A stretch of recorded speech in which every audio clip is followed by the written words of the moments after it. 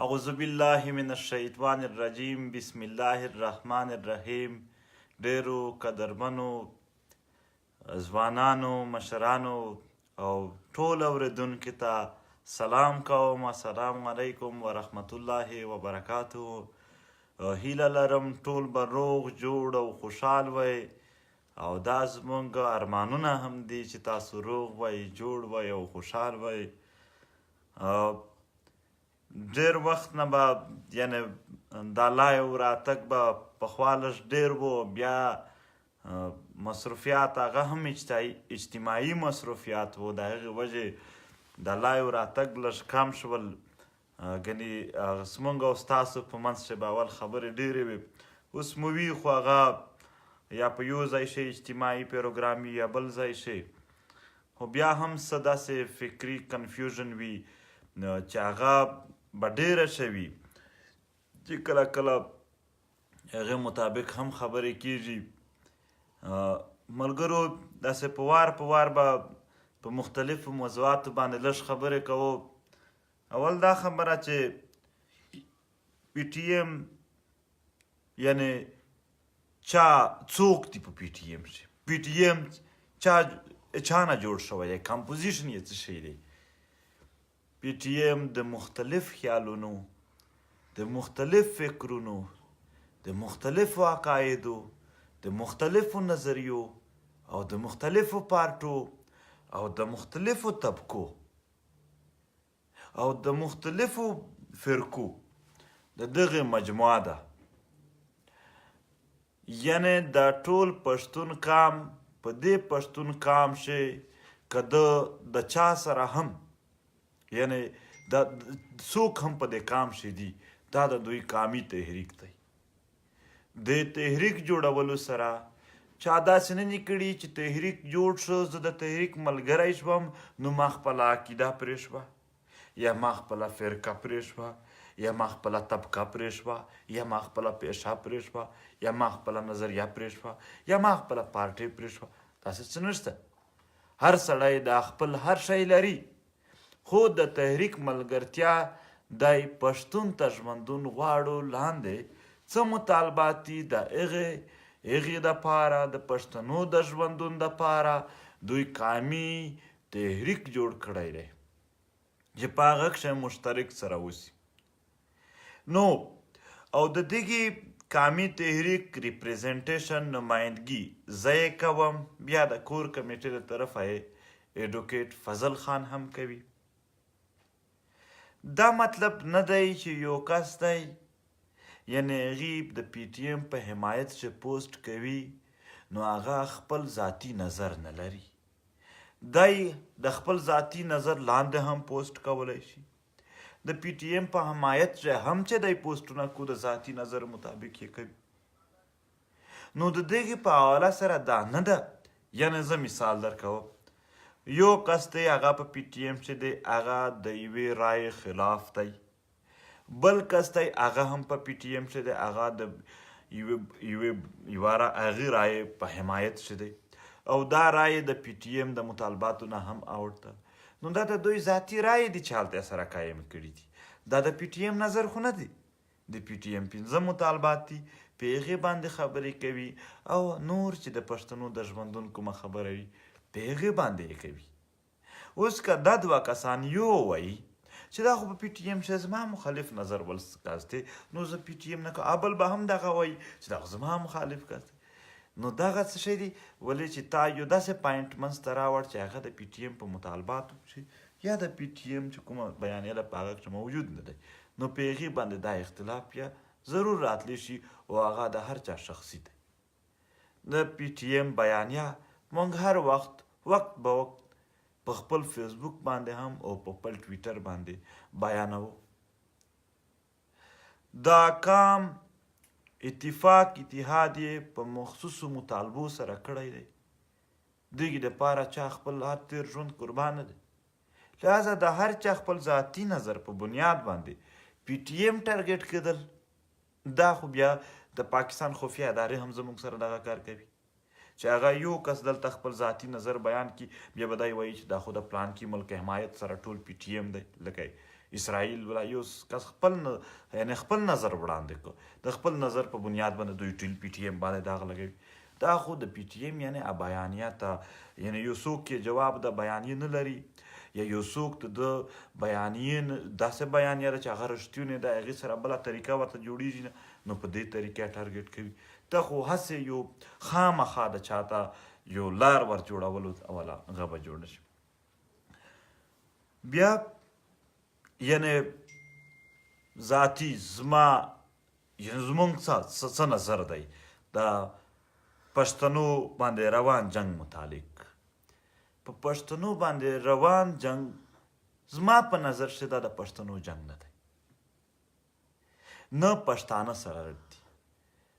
مغربي دنیا روس، چاینا، امریکا، یو بل هغسې نور ملکونه دا یو بل سره بیلنس کوي، هغې دپاره ډګر دلته جوړ دی، میدان یې پښتونخوا جوړ.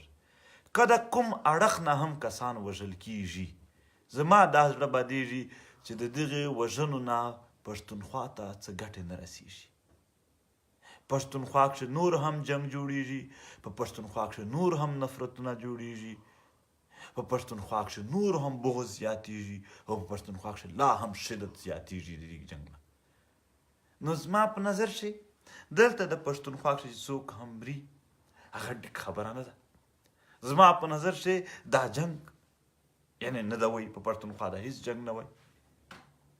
نو د دغې حواله سره په پښتونخوا کښې چې څوک هم وژل کېږي مونږ یې مخالفت کوو، یعنې نه دی وژل شوی. په دې بنیاد داسې نه چې هغې سره زمونږ څه شخصي یا هغې چې کوم تګ دی یو کس ته په یو لار روان دی مونږ هغه سپورټ کوو، هغه نه سپورټ کوو، بلکې مونږ به وایو چې په پښتونخوا باندې سوله وایي. د پښتونخوا په خاوره سره جنګېدلي دي اکثر پښتون سره جنګېږي،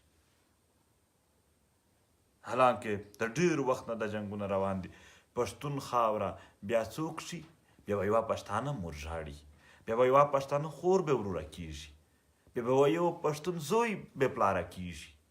موږ وایو که څوک هم مري کور ته یې غم ځي، خو د یو پښتون قوم کور ته غم ځي. دا غم دا جغرافیایي لحاظ سره تقسیم غم نه دی، یعنی چې دا غم سپیشل د لر شو، دا سپیشل دا غم د بر شو. یعنی یو کس وفات کیږي، شهید کیږي، هغې د نظریې یا د هغې پلویان هغه که په لر شي دي هم خو پې ژاړي او که په بر شي دي هم پې ژاړي. بیا د هغې نظریې مخالف کس چې وي هغه که په لر شي وي هم نه پې ژاړي او که په بر شي وي نه پې ژاړي. ګنې ستاسو ته مثالونه پروت دي په مختلفو، ښه ډېر مثالونه سړی ورکولی شي. نو داسې نه ده چې یو مخصوص مرګ یعنې یوازې وي. لکه هسې مثال درکوم، کندوز چې واقعه وشوله دلته هم خلکو پې غم کړی دی، هلته هم خلکو پې غم کړی دی، خو ځینو خلکو دا نظر لري چې نه دا ټیک وه، هغې هلته هم ویلي دي چې ټیک ده، دلته هم ویلي چې ټیک. نو په دې باندې تقسیم نه وه چې دا غم سپیشل د هغې و یا د دې نه، د پښتون خاورې و.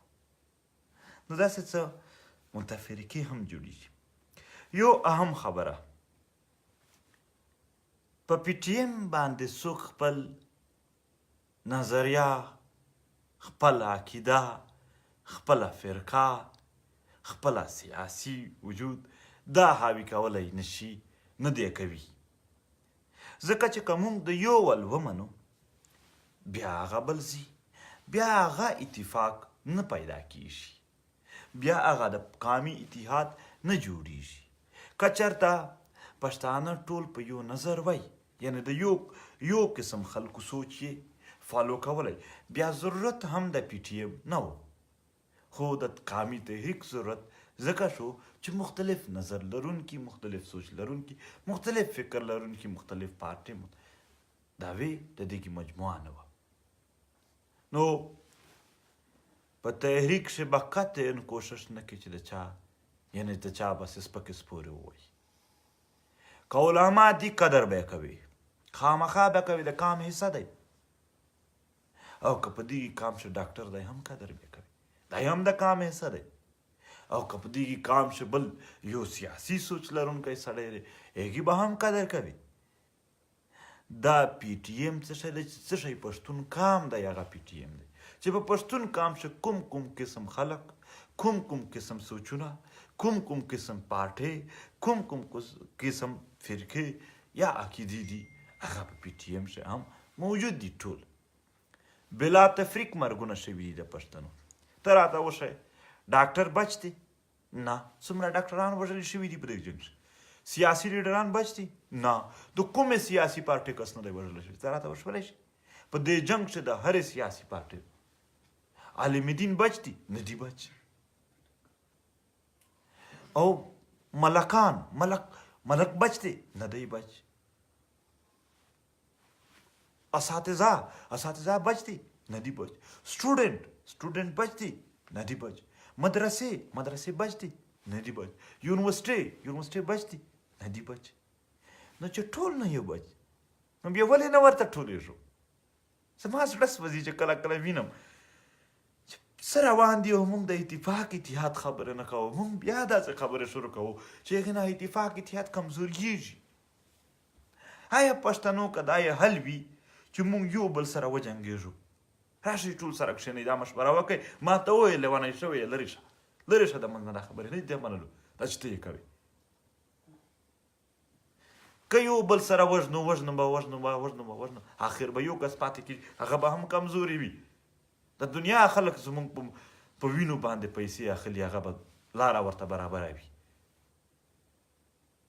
دا یې حل نه دی پښتانه به زړه سره ستروي د خپل راتلونکي نسل دپاره دا نسل د یو بل سره په نفرتونو کښې دی دا نسل به د یو بل نه د نفرتونه ختم کوي چې راتلونکي نسل ته مینه پاتې شي د یو بل سره نو دا سوال دا خواست د هر سړي نه کوو چې کوم قسم هم واقعه کیږي او د چا سره هم کیږي او د کوم سوچ لرونکي خلک سره هم کیږي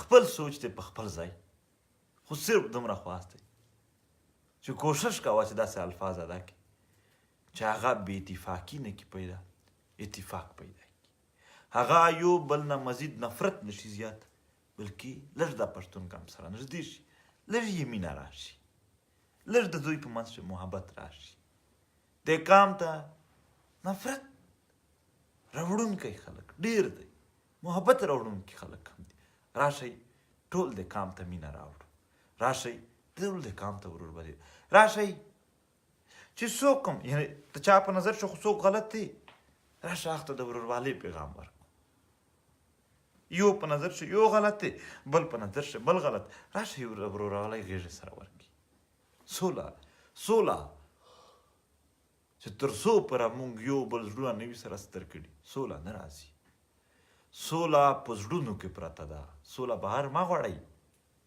سوله په نړۍ کې نشته دی سوله هیڅ چېرته نه ده سوله د هر پښتون په زړه کښې پراته ده دلته د که د ټولو سره سوله کوله هم سوله ده که دلته د سوله نه کوله نشته دی سوله وکړئ یکطرفه وکړئ د ځان نه وکړئ چې بس زه یې کوم بل به کوي نه به کوي نو دا د مینې پیغام و دا د پښتنو د وروروالۍ پیغام و زموږ زړونه په هر چا بدیږي دا پښتون خاورې هر بچی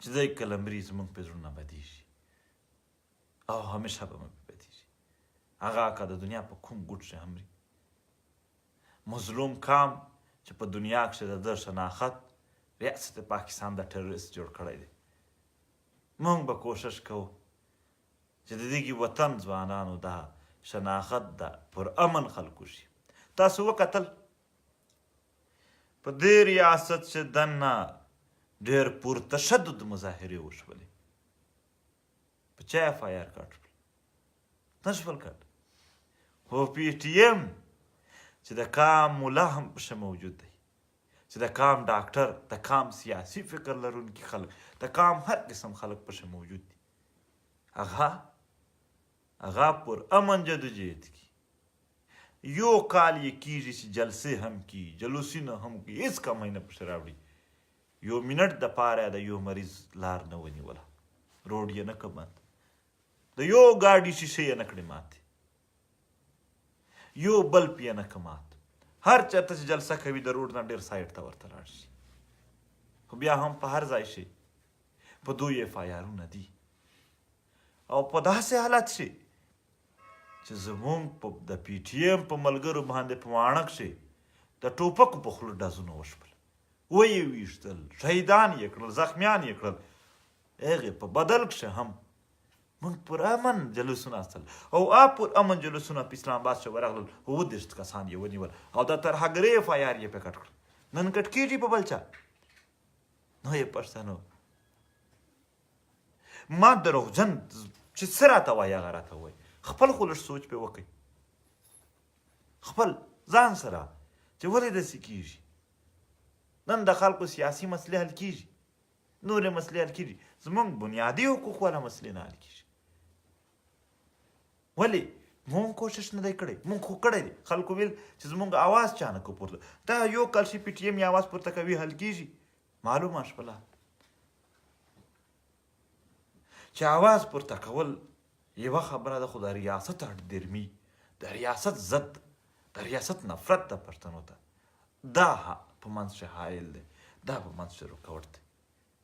کنې چې څوک حقوق درکوي چې ریاست موجود وي، د آواز د پورته کولو بیا هلته څه ضرورت هم نشته دی، هغه یې خپل بیا درکوي. نن په دې حالت کښې چې موږ پوره امن هم یو، بیا هم معاف نه یو، او خلک په دې ریاست کښې پورته شدو دي، بیا هم معاف دي.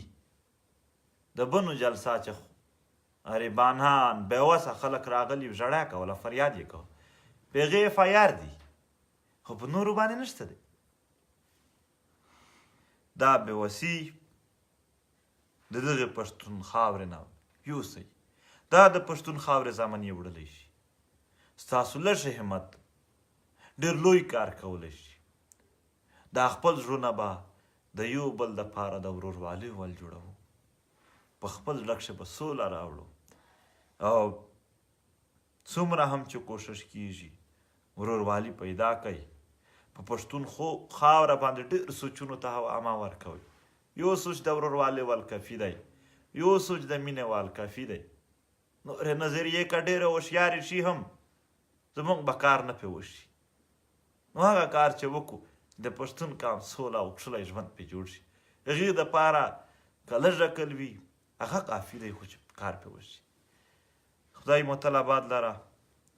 هر چا قدر عزت په دې خاوره وکړي. ها موږ دا پوهېږو چې د جنګونه د پښتون قام نه د وس دي. پښتون ډېر غریب قام دی په دنیا کښې، دا د دوی د وس خبره نه ده. دا یو بل ته چې ټوپک دي، دا ماته د پښتنو ایجاد نه ښکارېږي، دا ماته د پښتنو د کور د پیسو کړی شی نه ښکارېږي. خدای دې وکړي چې د پښتون په خاوره لویه سوله راشي، امن راشي، خوشحالي راشي، یو بل ته قدر راشي، یو بل ته عزت ورکول ورسوچونه راشي. اختلاف به هم لرو، خو داسې به لرو چې هغې نه به څوک ازاروونه، بلکې هغې په بنیاد باندې چې څه اصلاح وشي، څه د ښو طرف ته کوشش وشي. داسې اختلاف به هم نه کوو چې هغه بیا مزید ویې کوي، خو بل ځل هغه بل پښتون ضد لري، هغه درته په ضد شي. او یو طرف هم بل طرف هم، زه هر اړخ یادوم. خدای مو آباد لره، خدای مو خوشحال لره. همیشه دعا درته کوم د پی ټي ایم به هلې ځلې روانې وي، جاري به وي، لوی تیاري به وکړي. نن ما لږ د پی ټي ایم نه یعنې د مطالباتو د دغو نه بهر خبرې وکړلې، که څه مې هم پکښې ویلي وي داسې چې چاته بدې لګېدلي، په هغې باندې هم بخښنه غواړم. هر وخت زه هېڅ رټ سړی نه یم، زه د پښتونخوا په پښتونخوا وطن کښې د یو خوار د یو ماشوم نه هم ځان لاندې شمارم. زه نه په عقل کښې په چا تېر یم، نه په دولت کښې، نه په بل شي کښې، نه په باډي او جسامت کښې. زه په دا کښې ټول پښتون قام هر سړی په ځان نه باندې بولم، لاندې نه، زه ځان لاندې پې بولم. نو چې کله هم څه داسې خبرې وي زما د اصلاح دپاره تاسو هر وخت په ما باندې په فورم باندې، یعنې چېرته میټینګ وي، چېرته بل شی، په هغې کښې تنقید هم کوئ، ما ته راوښایئ چې ستاسو په نظر چې کوم شی غلط وي زه به هغه نه کوم. دا پښتون ولس چې څه غواړي موږ به هغه نمایندګي د دوی کوو. خدای مو آباد لره. ډېره مننه.